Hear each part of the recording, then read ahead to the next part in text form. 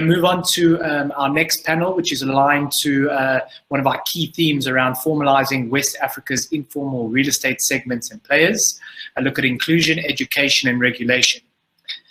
This session is going to be moderated by Ayo Ibaru, CEO, Director of North Court Real Estate, and the panelists for the session are Doton Bamigbola, Chairman NAIS Lagos, and Toke Benson Awayunka, Special Advisor for Housing, Lagos State. So we've also got some public sector representation, which is great. And on that note, I'll hand over to Ayo. Thank you. Good morning. I need to be sure that you can hear me okay. Yeah, we can hear you loud and clear. Fantastic. Good morning, madam. So good to see you. How are you today? Good morning, Ayo. How are you? I'm fine, thank you. And you? I am doing well. Thank you for being a part of this. I guess we are holding on for Mr. Doton, I guess. Is he on?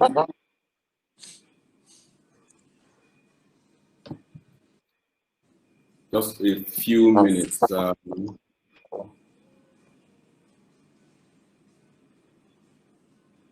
me find out where he is.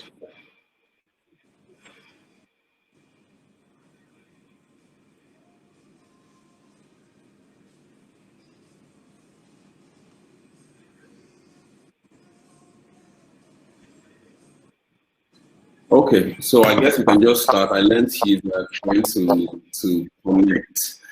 So we have a few questions here. We'll like to just go through, talking about West Africa's real estate, informal real estate markets, and I've watched your work throughout the years, and especially this year. I remember, when you started, with the activities geared towards formalizing a lot of the activities that we have going on in Nigeria's real estate market. So without much further ado, let's go on with the first question, so that we are all situated properly on what the issues are. What in your view are the social and economic aspects or impacts of having an informal real estate market?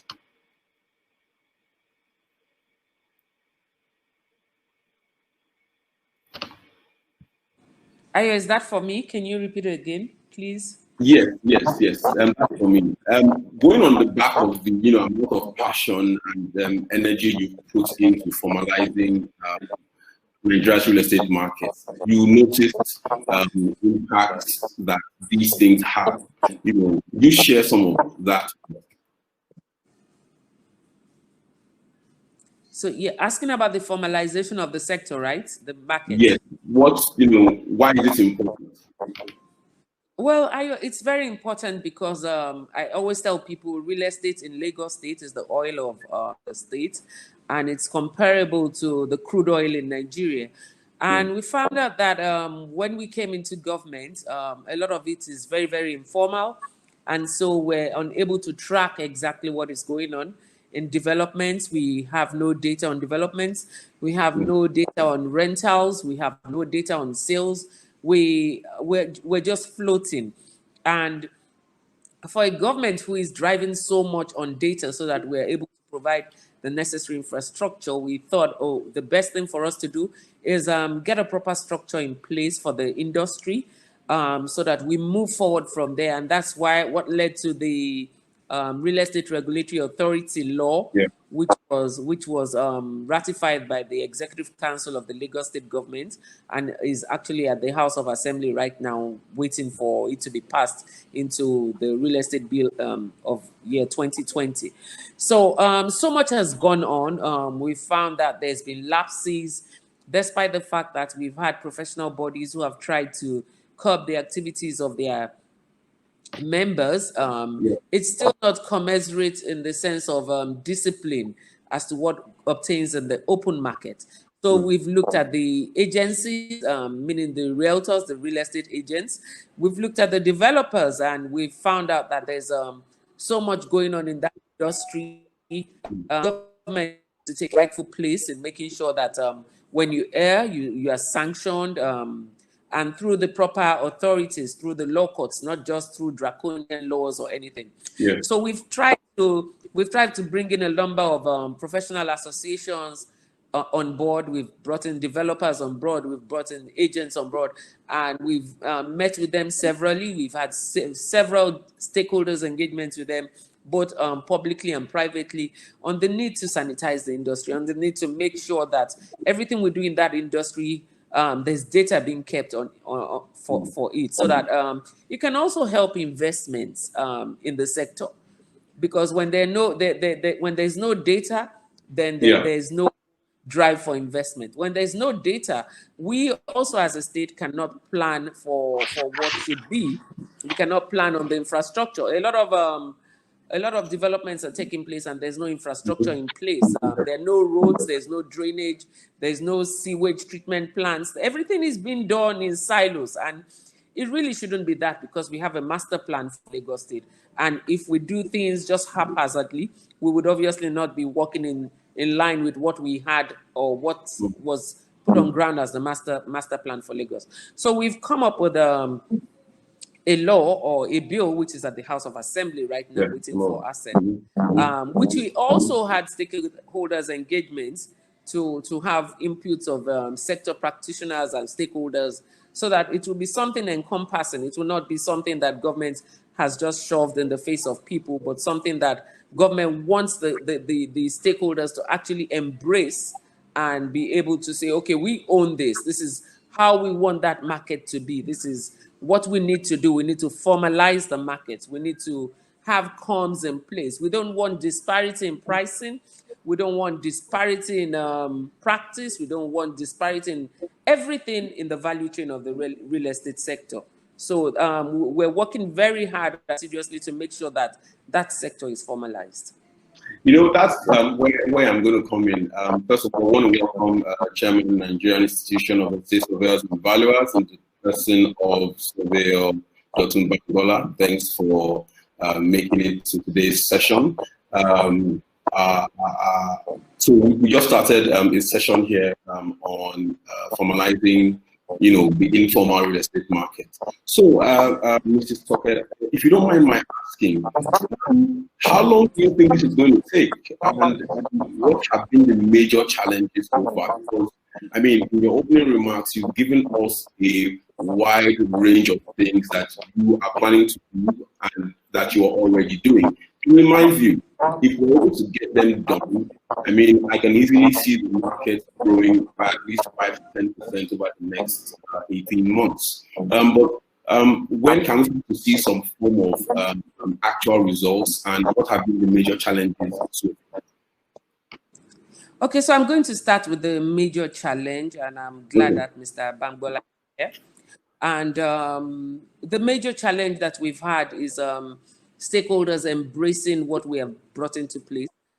We've tried to engage and we've tried to explain that government is not coming to take over the job of associations. We're not meddled in affairs of professional associations. We're just taking our rights in place as government, making sure that what we do is regulate and sanitize the industry.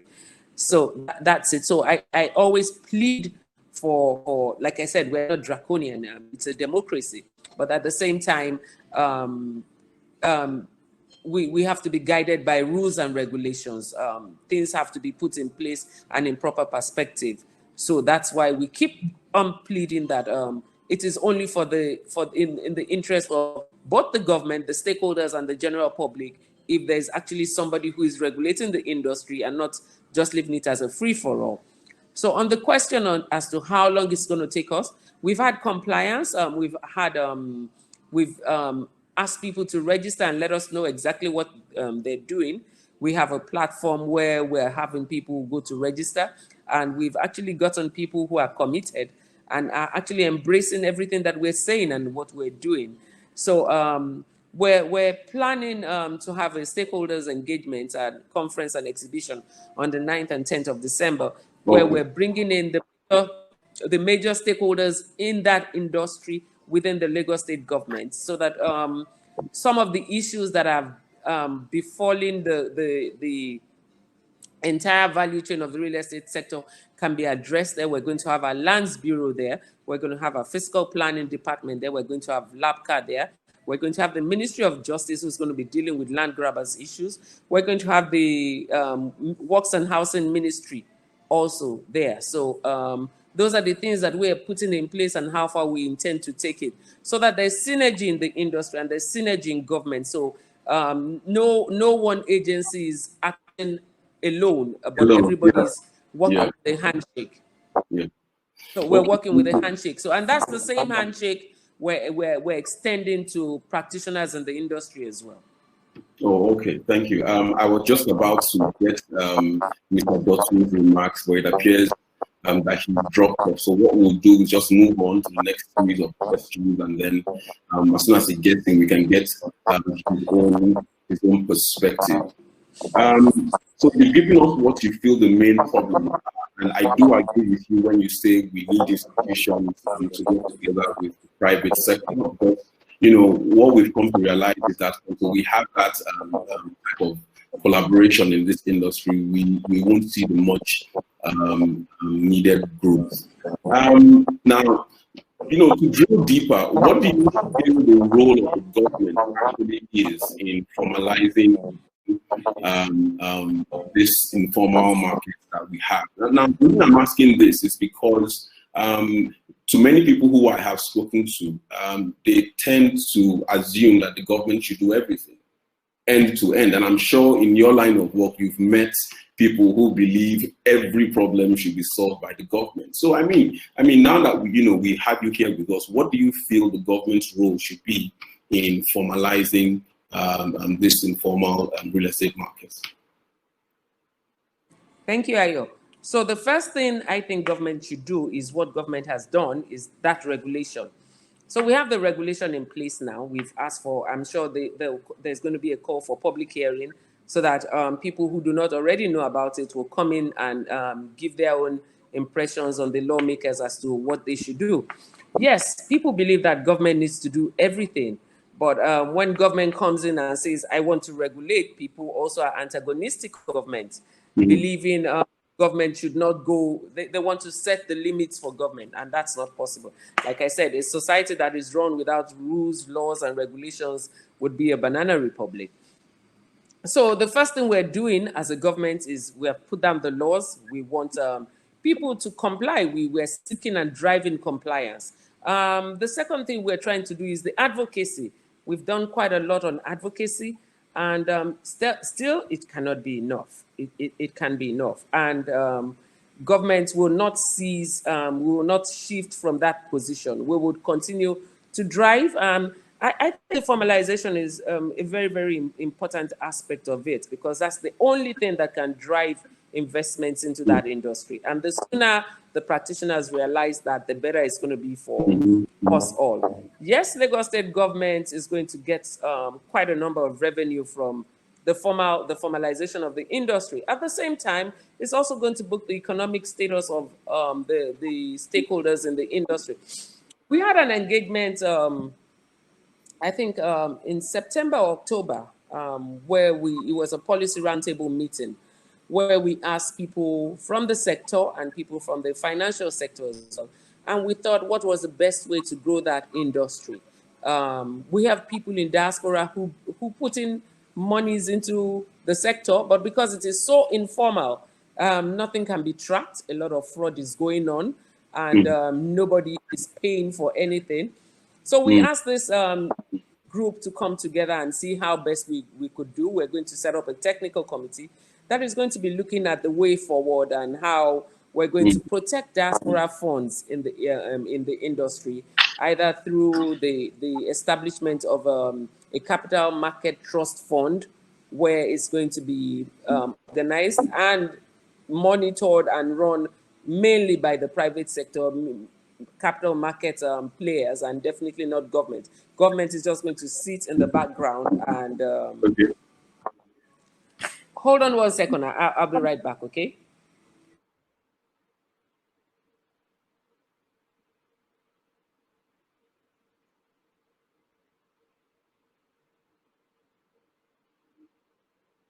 Okay, let's just hold on a bit.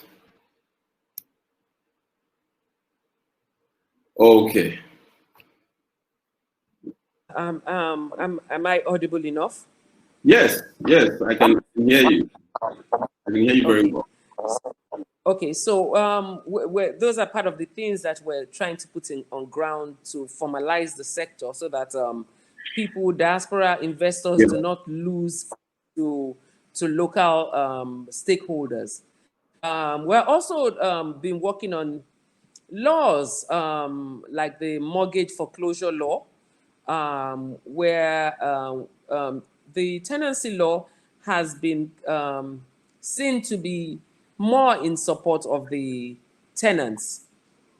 So the mortgage foreclosure law, I think, would be something that will balance both sides, where once you default on your mortgage after certain attempts have been made to make you regularize and you don't, the foreclosure law kicks in and the process starts. But also Yeah. having it in mind that we need to be mindful so that we do not have Shylocks in the industry take advantage of people. So I think that's also one thing that we're putting in place that should help the industry. Make things So work.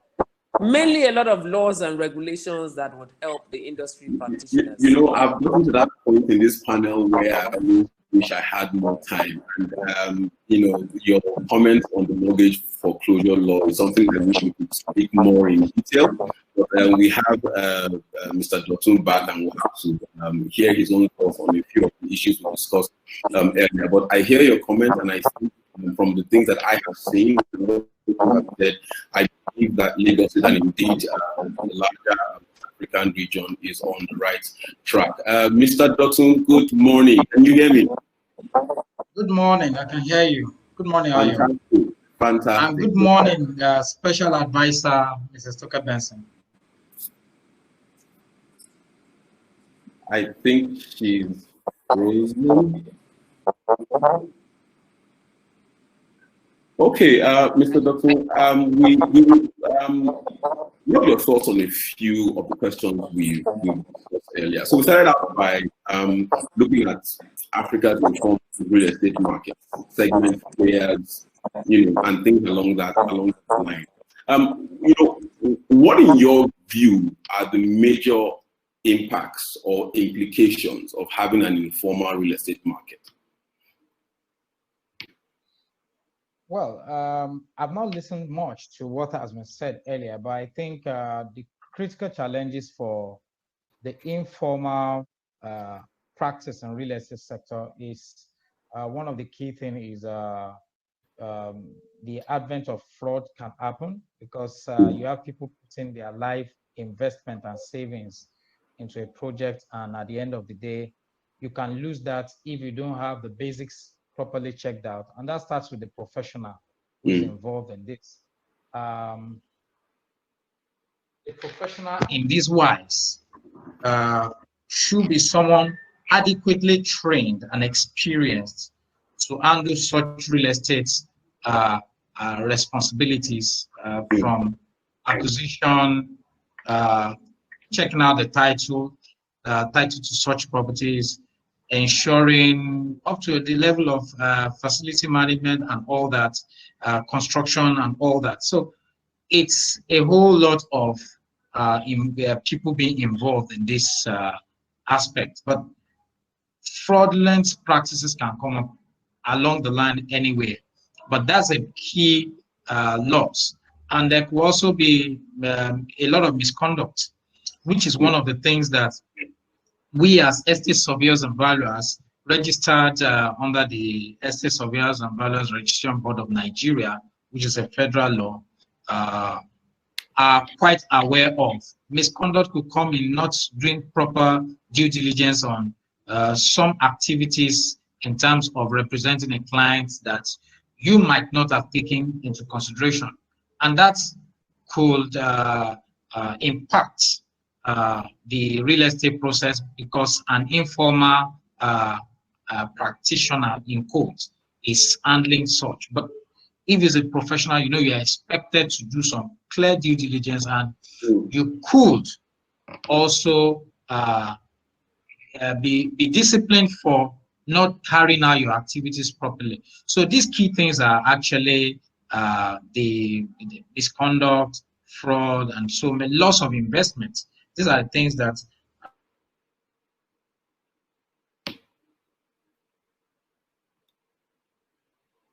we have informal practitioners involved. Okay, when the marketing went out for this event, and a few people knew that you were going to be on, a question was sent, specifically for you, and I will just let you have it here. So, seeing that practitioners are already accustomed to certain ways of doing things, in what ways can regulation come in and get them to adjust their behavior without creating problems and increasing transactions? Because we find that whenever there's anything new coming, it kind of makes things more difficult than it previously was. So, in your view, how can we avoid this? How can we introduce regulation? How can we get professionals to do the right thing without creating more problems and making transactions more expensive? Thank you, Ayo. I think the first step regulations or regulators should come in with is about training. You have to firstly upskill these people. There are people, especially in Lagos, who have been in this as a part-time, as a second job, as a retirement job, so to say, in Lagos especially. And the first thing should be training. Because even if you certify an untrained person, it doesn't mean that there can be a loss in terms of misconduct, in terms of loss of investment, in terms of judgment. There's what we call professional judgment that you apply when you are handling any particular transaction, or even in any field, as doctors, as architects. There's a sense of professional judgment which comes from your training and your experience. So a lot of people might say that, oh, I've been in a real estate agency for 10 years, 20 years, but without the training, I bet you they're going to get a lot of things wrong from time to time. And that's when they begin to learn on the job and they don't know the rudiments of what they need to put into place into you. So regulators should firstly come in with the aspect of training, critical training before you certify, which is one of the things that various practitioners, we have various practitioners, like 7 practitioners in the real estate, in the building construction industry, and estate surveyors and valuers are the economists, the land economists of that industry. So every other practitioner, just like the estate surveyor and valuer, go through that training. That's the first thing, from your higher institution to professional training. There's a 2-year tutelage. There's so many processes you go through before you get certified to get that documentation, that diploma, or the stamp and seal to be able to practice. And that is when you cannot be under a particular regulation that will guide you that, look, based on your training, these are the things you should do. These are the other things you should not do. And that's very critical. Of course, the regulation will be there to guide and to discipline. We are the institution now, NAIVS, Nigerian Institute of Estate Surveyors and Valuers. We have 15 faculties, and each of those 15 faculties are working on several practice codes and manual. I think the council recently approved that also the professional practice committee, which regulates conducts of practitioners, should also review and work in tandem with the faculties to review those code of practice in various fields, from estate agency, facility management, auctioneering. There's already evaluation documents, which is the Green Book, the Nigerian Real Estate Valuation Standards, which will work with in valuation.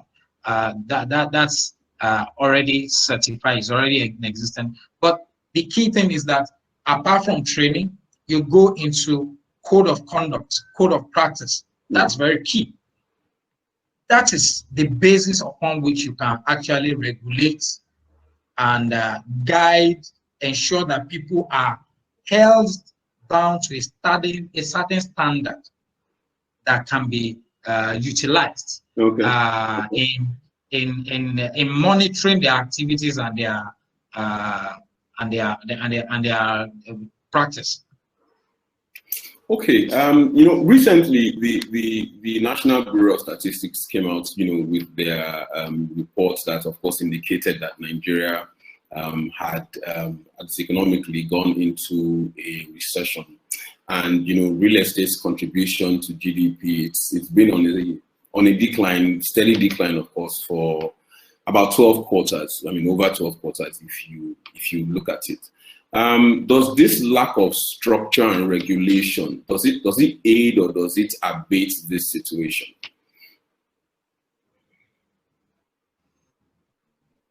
Well, I didn't get a question, but if I can recollect what you're saying, that is the lack of regulation. Just correct me if I'm wrong. The lack of regulation in the reason why the statistics, the data from the Nigerian Bureau of Statistics shows that there's now trend in real estate regarding the GDP. Yes. Does it yes.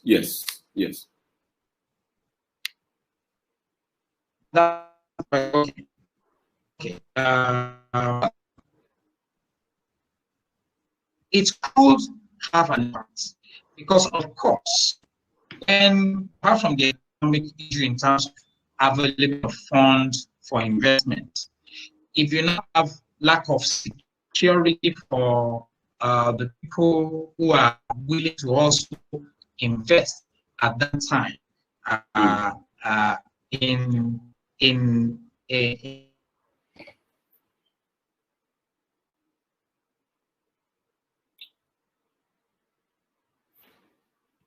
Okay, we seem to have lost his audio.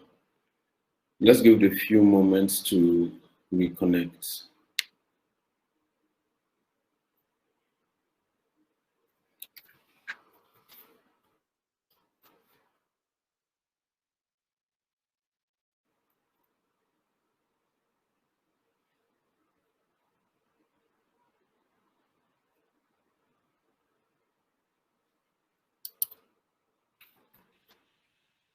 Hi, Io. I think they've dropped off. Yeah, they dropped off, and I think we've run out of time, unfortunately. Oh. Yeah, we're going to have to end the session there and see if they come back. I think Turkey is back with us now, but I think we'll have to end the session off here because we're running a bit behind time. But yeah, just maybe have some closing remarks. And then close off the session, and then we'll move on to the next session. Okay, thanks. I mean, Mrs. Tucker, it's so good to have you coming back this time. I guess you could just give us your closing remarks on formalizing the informal real estate markets, the sectors, the players, and then we can wrap it up. Well, I'm just going to end this by saying that data is key. We need data of practitioners, stakeholders. We need data on developments. We need data of everything that happens along the value chain of real estate. We need data to be able to drive that thing to make Lagos State real estate rival with 21st century norms. We want Lagos to be the real estate destination of Africa. And I think we're getting there, but the only way we can do it is if all stakeholders in the industry, both formal and informal, come together and agree on how to move it forward. And if it's okay, I'm also going to use this opportunity to invite you all to the first real estate marketplace in Lagos that is going to be holding at the Eco Hotel and Suites on the 9th and 10th of December. And I hope I'll see you guys there. Thank you. All right. Thank you very much for the invitation. I think that's it for me. Thank you.